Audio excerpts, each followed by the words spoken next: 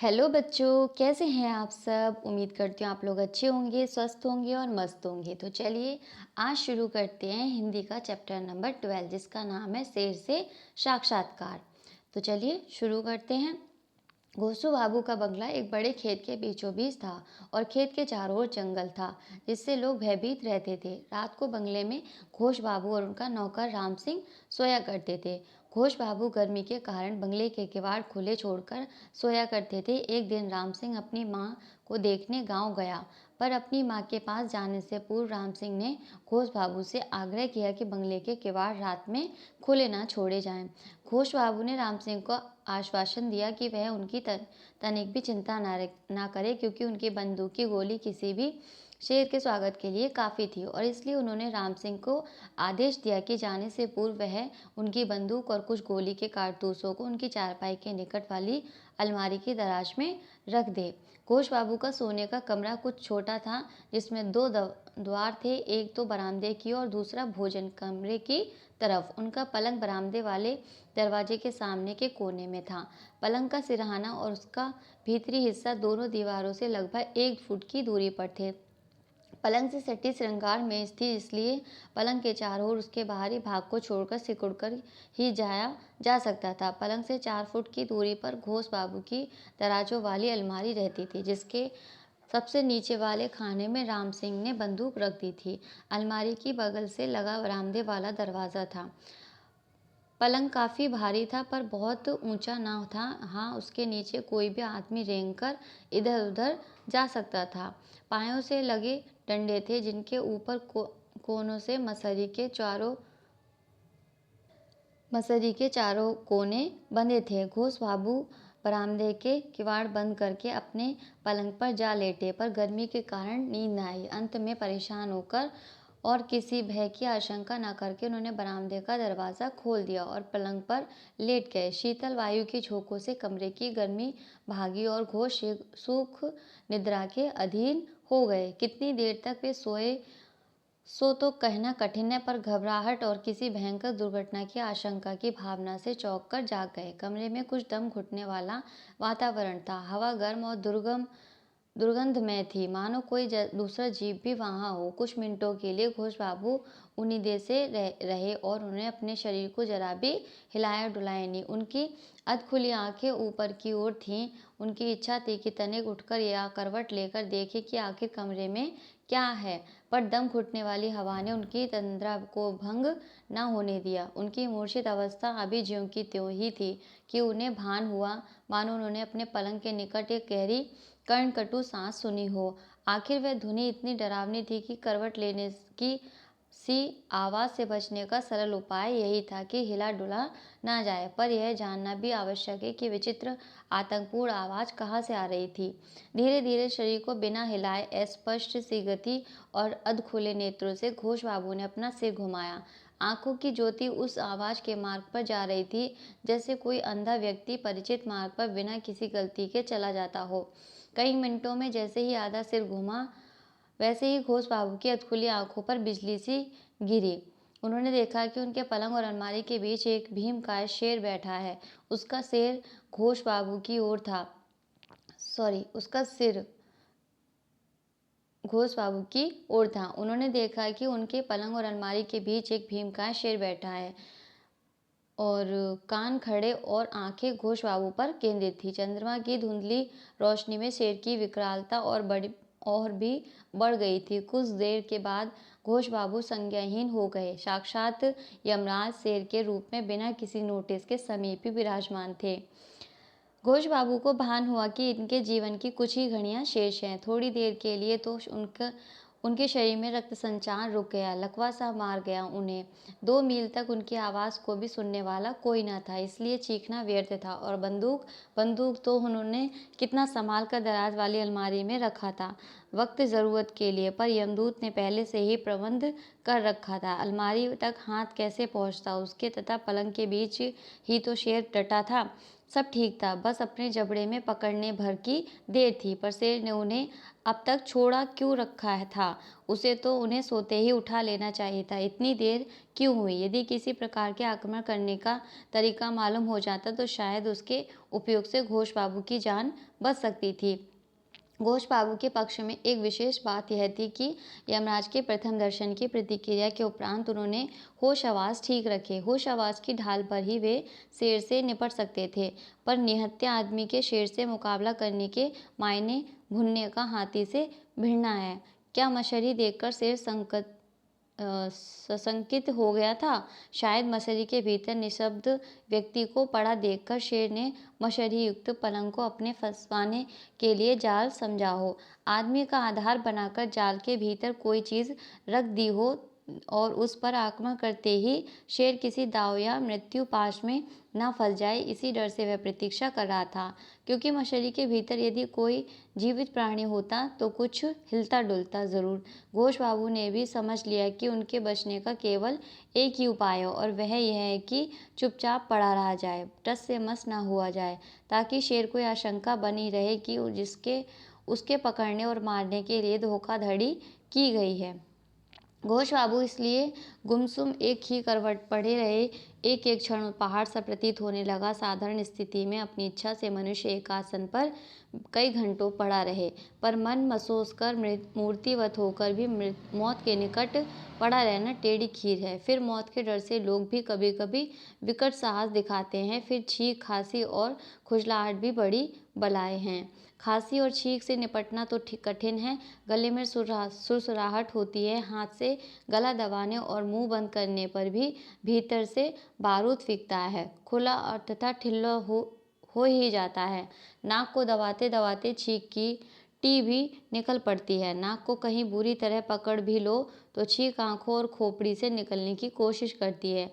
घोष बाबू भी खांसी ने हमला सा कर दिया और बहुत दबाने पर भी तनिक ठुल्ला सी ध्वनि निकल ही गई। उधर शेर की शंका समाधि भंग हुई। वह फौरन खड़ा हो गया और घूरकर उसने घोष बाबू की ओर देखा तथा अपना सिर धीरे धीरे उधर को बढ़ाया। अभी तक उसे कुछ शंका बनी रही, इसलिए उसने आक्रमण नहीं किया, पर उसकी भारी शरीर मसहरी को दबाता हुआ आगे की ओर बढ़ा, मानो वह घोष बाबू के सिर का करीब से निरीक्षण करना चाहता हो। घोष बाबू ने शेर की भयंकर सांस महसूस की, पर टस से मस होने का उनका साहस न हुआ। इतनी ही मशहरी की रस्सी चट से टूट गई और मशहरी झट से घोष बाबू के ऊपर गिरी।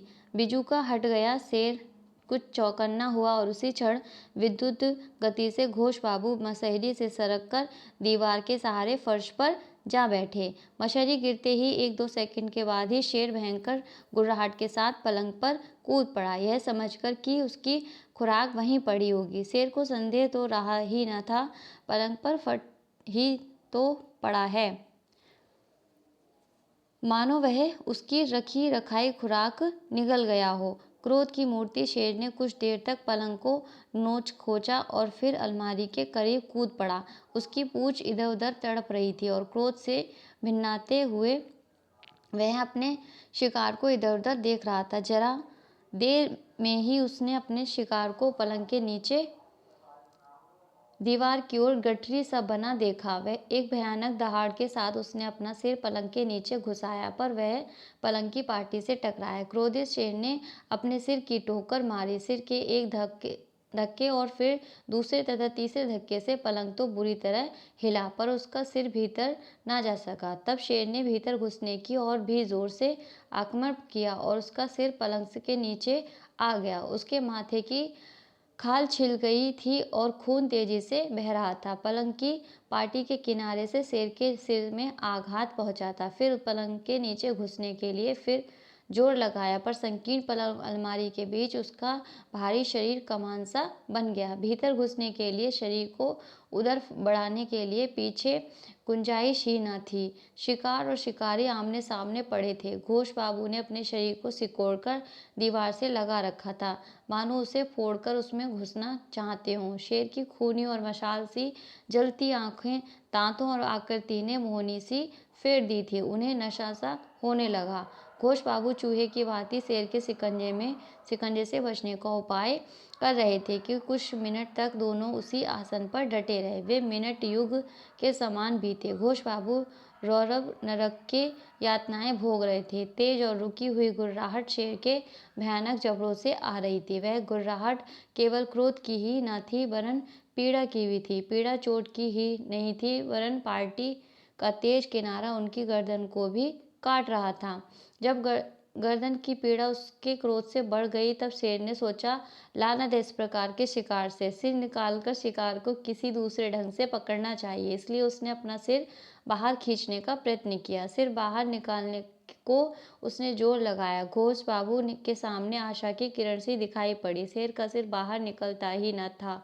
फंस गया। शेर ने निकलने के लिए क्रोधपूर्ण जोर लगाया। पलंग डगमगाने लगा। घोष बाबू का दिल धड़क रहा था। डर इस बात का था कि शेर की कशमकश से कहीं पलंग ना पलट जाए। पलंग पलटते ही घोष बाबू के भाग्य का तख्ता भी निसंदेह पलट जाता। इसलिए घोष बाबू ने अपनी ओर की पार्टी जोर से पकड़ ली ताकि पलंग का बोझ कुछ और बढ़ जाए। शेर निकलने के लिए जोर लगा रहा था और घोष बाबू पार्टी नीचे खींच रहे थे, पर घोष बाबू का प्रयास कुछ नहीं के बराबर था। पलंग की धमा चौकड़ी ऊपर और नीचे की गति झूले की सी थी। शेर का प्रत्येक झटका प्रबल होता जा रहा था। पलंग बहुत जोर से हिलने लगा, मानो घबराकर वह कहीं भाग जाने का प्रयत्न कर रहा है। सारे शरीर की ताकत इकट्ठी कर और जान की बाजी लगाकर घोष बाबू एकदम पलंग पर आ गए ताकि वजन ठीक हो जाए और पलंग ना पलटे। कुछ देर के लिए पलंग की तौल ठीक हो गई, पर प्रश्न यह था कि इस प्रकार की स्थिति कब तक चलेगी। यदि किसी ने किसी झटके में शेर अपना सिर निकाल लेता है तो एक झड़ में ही घोष बाबू की चट्टी बना देता। यदि कहीं बंदूक उनके हाथ लग जाती तो शेर भी ढेर हो जाता, पर बंदूक तो दराज में बंद थी, उसका हाथ आना असंभव था। शेर ने भी भांप लिया कि उसका शरीर शिकार आंखों से ओझल होकर उसकी खोपड़ी पर सवार था। इसलिए अपनी मुक्ति के लिए और भी जोर के झटके लगा रहा। हथियार कोई था नहीं। हाँ, चौके में एक बड़ा शिकारी चाकू पड़ा था वहां पर वहां तक जाना आसान ना था। पलंग से उठते ही कहीं शेर न निकल पड़े।